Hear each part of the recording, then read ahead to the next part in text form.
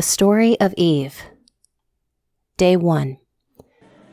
I see him at the coffee shop, the man who's supposed to be my father. He scans the cafe, his eyes drifting past me, then back to the crowd. He's looked at me 3 times now, and still nothing. He doesn't recognize me. But I recognize him. The shape of his face, his eyes. I can see a lot from someone's eyes, and those are my eyes. And yet, he's still struggling. Pathetic. I should leave. Let him sit there, wondering if I even showed up. But I don't. Instead, I watch him, feeling the weight of everything I've carried because of this man, because of his choices. Was I a mistake? I used to ask myself that a lot growing up. My mother had me through an affair, like I was never supposed to exist in the first place. And my father? He was just a story, a name whispered behind closed doors. He lived in another part of the world, far away from the mess he left behind. I don't know what I expected from my mother's family. Love, acceptance. Instead, I got a stepfather who barely tolerated me, half-siblings who pretended I wasn't there, and a mother who tried. She really did, but never hard enough. Never in a way that erased the shame of my existence. They kept me a secret, but everyone knew. I was like a stray cat, tolerated by my family as a charity case. I ran away a few times. No one even noticed. I slept on friends' couches, spent nights wondering if anyone would come looking for me. They never did. And yet, here I am, drinking my peppermint tea, pretending to read a book in a coffee shop, waiting for a man who never waited for me, because of a letter. A letter I wrote as a child, some class assignment meant to make us feel connected to the world. I wrote to my father, just to see if there was someone, somewhere, who cared. No response. Not until a few weeks ago. My old elementary school emailed me, said they had something I should pick up. 2 decades later. His letter was short. He was coming to the city for business. He wanted to meet for coffee. Like it was nothing. Like he could fold 20-plus years of absence into a polite conversation over lattes. And now, here we are. Our eyes finally connect. His expression shifts, something like realization settling in. Slowly he stands, leaning on his cane, and walks toward me. "Bella?" he asks. I give him a small smile. And just like that, my first conversation with my father begins. Day 2. That was a lot. It wasn't a disaster. Honestly, it was almost pleasant, but it didn't feel real, like I was drifting through a dream. He had things to do, people to meet, yet he stretched what was supposed to be a 30-minute coffee into a few hours, and he was present. I'm not used to that. No one in my family has ever really been present with me. I told my mother. She didn't take it well. Unleashed a storm. I let her talk, but truthfully, I didn't care. She wants nothing to do with him. So here's the long and short of it. My biological father's name is James Grayton. He's an ambassador from Bolapia. He's here on some big initiative to help his country. Our country, I guess. I don't think of myself as Bolapian, but half of me is. Back home, he's important, even with all the scandals. Unlike here, a person's private life doesn't overshadow public service. Over coffee, he spoke about Bolapia, how rich it is in resources, how it should be thriving, but outside forces keep trying to tear it down. The West doesn't want us to succeed, he said, so they keep throwing obstacles in our way, treating Bolapia like kitty litter for them to piss in. Economic warfare, Bolapia fought back. Planted diseases, the country eradicated polio, something my father had as a child. They cured him, but the paralysis in his leg never went away. That's why he uses a cane. And now he says they've done something worse, something called Mind Venom. He has no proof, but he's certain, and he's desperate to stop it before it spreads. That's why he's here, to find a cure. Foreign governments won't help, so now he's turning to the private sector, some experimental institution called ZOCADs. I've never heard of them, but apparently they're always trying to solve the world, as he put it. They don't have the money anymore. Balapia once did before it was plundered, but all they need is a chance, even if it is a 1 in a million shot, he said. And somehow, in the middle of it all, I felt something I wasn't expecting. A sense of pride. I've never set foot in Balapia. I don't speak the language. I don't know the culture. But sitting across from him, listening to the way he spoke about his people, our people, I felt something shift. Patriotism is the virtue of the vicious. I remember that quote from a movie quoting Oscar Wilde. But maybe it's something else, too. Maybe it's just what happens when you finally feel like you belong to something bigger. Or maybe I just got caught up in his conviction. When he finished his coffee, he told me he'd be here for a few weeks, long enough to see if ZOCADs could help. I asked if he wanted to meet again. He said, I was hoping I would ask. And for the first time, I feel a part of something. Day 5. I started looking into Balapia, trying to understand the place that's supposedly half me. 96% literacy rate, universal health care, low pollution, cutting-edge technology, and yet, every time they seem on the verge of something great, something or someone pulls them back. I stumbled upon an old, barely publicized article about a student protest that ended in bloodshed. 17 out of 18 students who planned a hunger strike were massacred. The government officials held responsible were meant to stand trial at the international courts, but they never made it. Somewhere between takeoff and landing, every last one of them was found dead on the plane. I read countless other stories, and at the center of it all, my father, the people's voice. I wish I knew this sooner.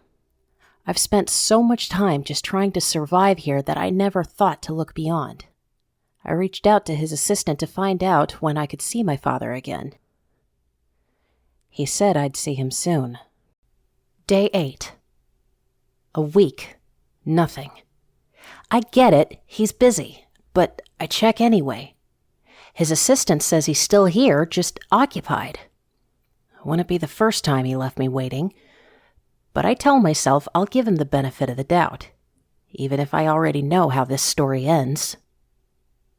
Day 10. What's the big deal? Just call back. I never told my mom, but she knows. Her eyes say, I told you so.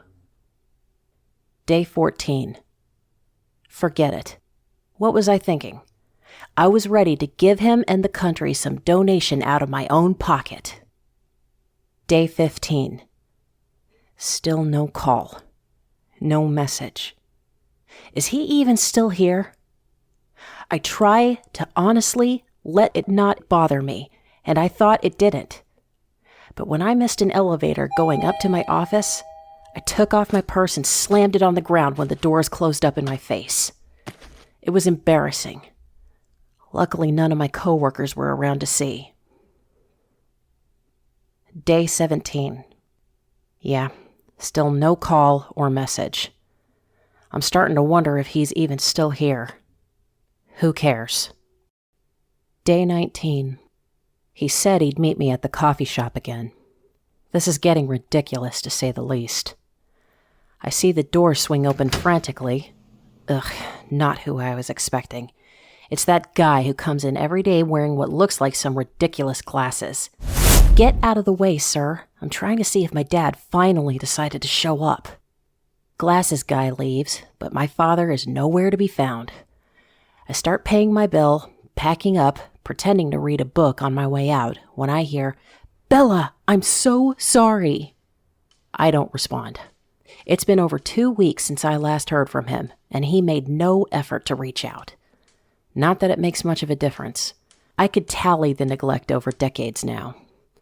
He launches into an explanation, something about good work happening at Zocad's. They're close to formulating a cure, hoping to serve the people within the next few days. If all goes well, they can finally start saving the country. And once things settle, I can come meet my family, my siblings. Soon, he says. It's a little dangerous right now, but soon. This meeting is shorter than the last, but at least he didn't forget about me. And the apology? It felt nice, coming from a family member. Before leaving, he offers me a place to stay at his hotel. I hesitate. That feels forward. He insists it's a suite, and as busy as he was, we could catch up whenever he's back from his daily work with Zocad's and his meetings with government officials. Come by this weekend, he says. I tell him I'll think about it. Before we part ways, he hugs me. I don't know how to describe it except it feels right. Day 23. It's Friday. I leave work and I've made my decision. The walk to his hotel isn't far. I've never been inside anywhere this fancy before. At reception, I give his name. I'm here to see James Grayton. The receptionist frowns. There's no one by that name, she says. The only close match is Bella Grayton. My heart melts a little. He used my name. He put his last name with it. Hearing it out loud does something to me. I nod. That's me. She calls the room, and within minutes, one of my father's bodyguards arrives to take me up. On the way, he turns to me. Your father's in a bit of a mood today, he warns. Try to be patient with him. I thank him for the heads up. The guards hold the elevator doors open for me, like I am royalty. The ride up feels like an eternity, with my ears popping around 3 times. When the doors open, I step directly into the suite. The first thing I notice is the view. Almost a full 360 degrees of the city. I've never seen it like this, not even from my office building. As I take in the space, I spot my father at a study table, staring out into the abyss. I heed the bodyguard's advice and approach gently, but he turns, notices me, and gives a small, tired smile. Come, he says. Peppermint tea? Black? I blink, surprised. He remembers. Charmed, I tell him not to trouble himself. He shakes his head and makes it anyway. He asks me to sit, but I'd rather stand for now. I ask if everything is okay. He sighs, says it feels like they've hit a snail's pace at Zocad's. Every day, more news of the suffering back home. No real progress. The lead R&D guy, the one everyone depends on, has been missing in action. Then my dad chuckles. You know, I was watching this guy for a while. He was kind of shaky at first, but then something changed. I swear, I started wondering if he was on drugs. Him and his bodyguards share a chuckle.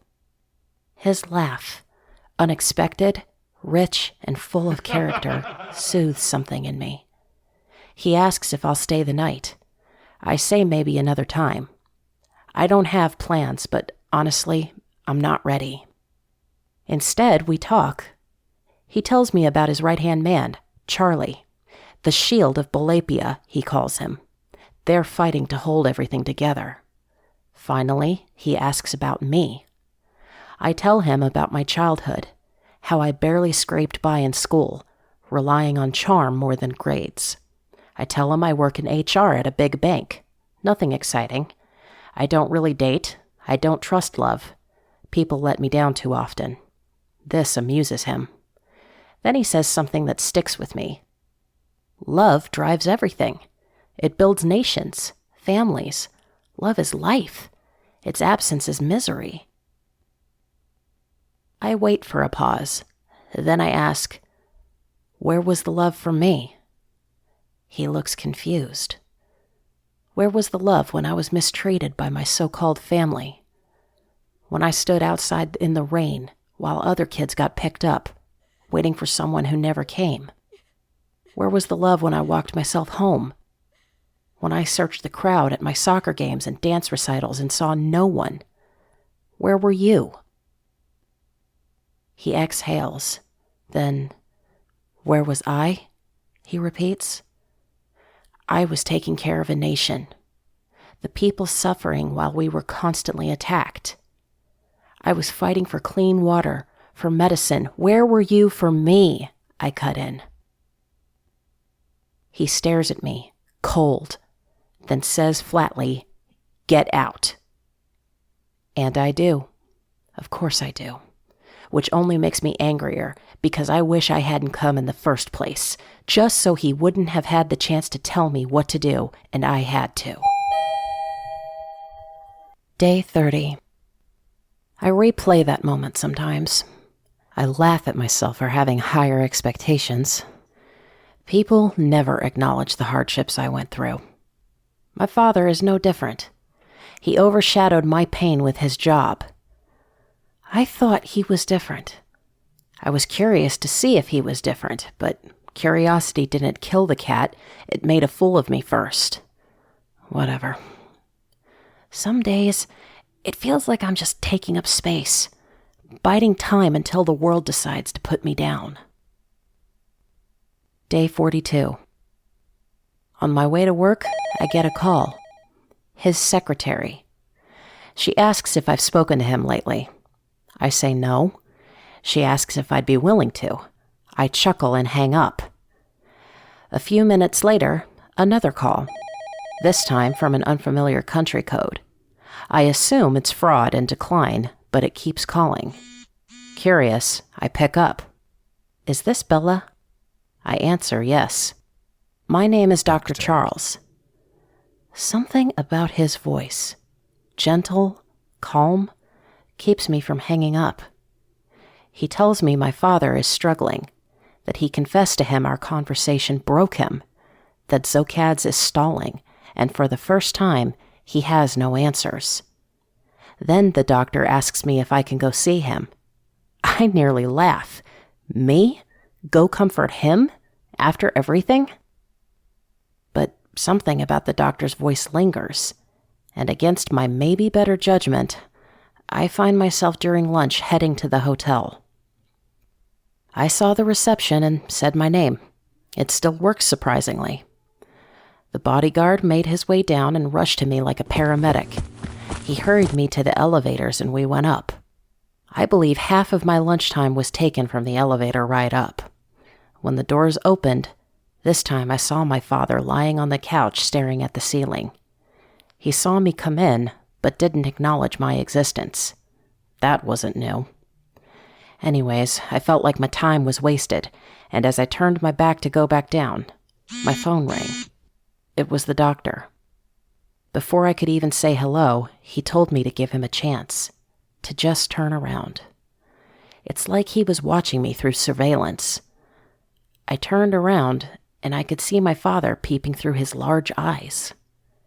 He muttered something, and it sounded like he said sorry. Maybe that's what I wanted to hear, and I heard it. But then he was more clear about it, and he said, "I am sorry, Bella. You're right. What you went through, no one should have." He sat up, staring down. "My carelessness did lead to your existence, but I love you no less than any of your siblings. My passion for my country sometimes gets in the way of being a father. If you talk to your own siblings, they would say the same. That's a journey that I have to go on and resolve. But for now, with everything I got going on, I don't need more problems, and having the thought of you hate me is not something I need right now, and never really." So he asked if it was okay to rewind and start over. This was new. An apology. And the feeling that I was right. It was a feeling of relief and a weight lifted off my shoulders. And it felt real. I felt a tear run down my cheek. He hobbled his way over without his cane and put his arms around me. I hugged him back to make him not lose his balance, but something about the hug. It took a moment, like I wasn't sure I was allowed. But once I settled into that hug, something quiet inside me stopped pacing. Years of wandering, and I found a place to rest. A comfort I never knew existed. He kissed the top of my head and asked me to sit down. I did. Then he apologized for his philandering ways. He admitted he probably had other children scattered across the world, children who were likely going through the same thing I was, but he promised to find them all and make amends. He knew it was going to be like herding cats, but he'd do it. Still, he said, he couldn't begin until he solved his country's crisis, a crisis that could soon become the world's problem. I told him maybe it should spread so that others could find a cure. He shook his head. By the time that happens, Balapia will have nothing left, he said. He'd been quarantined for weeks before they allowed him into the country. They'll keep the disease out of your borders, he added. I asked what happened to his optimism. He said Zocads only seemed to have answers through one man.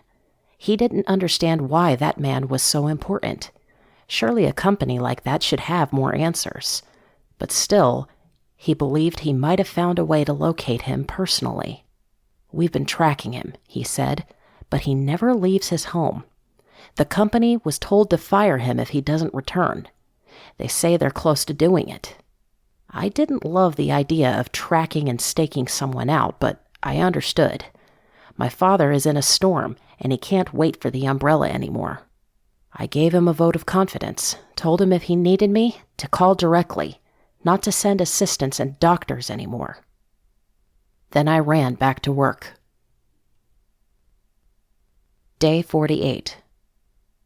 As the days passed, my dad started calling me just to lift his spirits. He told me they'd almost had a chance to confront the man, but he ran back inside his house. He trusts no one, Dad said, but we managed to bug him. I didn't get it at first, until I realized he meant they planted listening devices. Dad said the man talks to himself a lot, asks himself questions out loud. A real paranoid type, he said. I do not know the legality of this, so I try to change the subject. I ask about my siblings in Balapia, and he tries his best to stay on topic. Day 53. This time when he called, he sounded different, lighter, like something had clicked. I think I figured something out about that man, he said. He might have the answers I've been looking for. I asked him what he meant. I'm not sure yet, he replied, but it'll come to me. He told me that when the time comes, he might have to leave on short notice. But these conversations with you, he said, they've been wonderful. I agreed. No matter what, he added, they'll continue. And most of all, you need to visit me in Balapia. Maybe I will. Day 55. He asked me about my love life. I told him I didn't know what it was anymore. He stopped himself from giving a lecture. Instead, he said, one day, love will find you. True love. And when it does, you won't question it. You'll know. I've made many mistakes, he admitted, but love knows no bounds. Love is peace and chaos. The peace leads to chaos, and the chaos leads to peace. Whatever it is, it never can be controlled, but it's perfect when you find it. He said someone like me, beautiful and grounded, will always have to filter through the superficial and the real, but I should never stop looking for love in any form. Day 59. I didn't hear from my father today, but I trust his silence now. Whatever he's caught up in, it's important. He'll reach out when he can. I sit in a coffee shop, halfway through the book I used to pretend to read. For the first time in a long time, I feel at peace. Then, Hi, I say. She I look looks up. Usually I'd glare and tell them to buzz off, but my father's words still echo in my mind. It's him, the ridiculous glasses guy. He has pleasant eyes. Instead of calling out his prior eyewear choice, I say, "They made you look distant." He smiles. I smile back. I cannot say where this path may lead yet. For the first time, my heart is unguarded, open to love, to fate, and to all that may come. And that's enough. Thanks for listening. Please subscribe to our channel for more stories and series. Again, please follow us on X at WordLimit and Instagram at WordLimitPod, or visit us at wordlimit.com, where we strive to connect and never lose your attention.